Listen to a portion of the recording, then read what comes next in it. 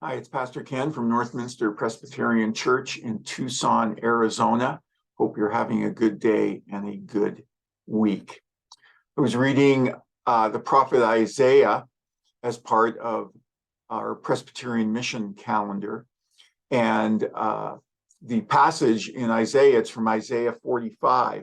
It talks about God is talking to Israel and reminding them who their God is, and that he is to be their only God, and he is the only God. And then a little bit later in the passage, he asks the question to Israel, his people, does the clay tell the potter what kind of pot to make? And Paul picks up that image in his letters, where the maker forms the clay. The clay does not form the maker or tell the maker, the potterer, what to do. I have a friend I play racquetball with, and he's a glass blower, and now he's starting to make some pottery.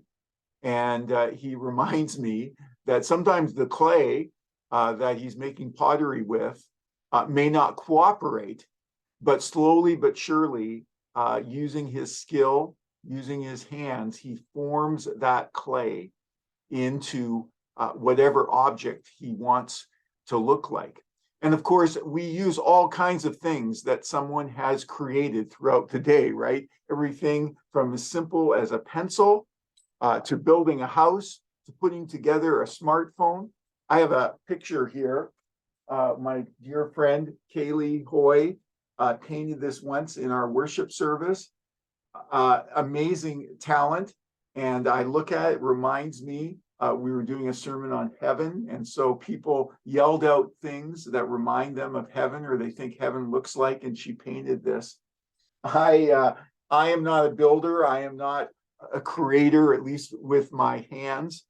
And so I'm always amazed that people can create something, and that something is used for a purpose. God has created us with a purpose. He has formed us. And at times we may wonder, why didn't he form us another way, a different way? Maybe sometimes we'll ask, well, why didn't you ask me, God? Why didn't you ask me for my opinion of who I should be? And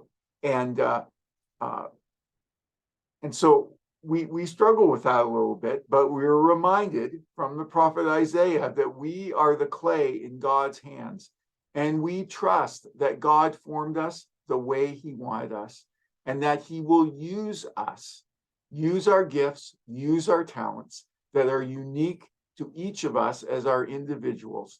But he is our God, and he knows exactly what he's doing with the clay that he has formed. And so if you're wondering, how can I be of use to God? Trust me, God has formed you. God has molded you into the person that he wants you to be, and he will use you. All we have to do is, we have to be open to how God wants to use us, our gifts, and our talents. Well, I hope you have a wonderful day, and as usual, be safe and be well.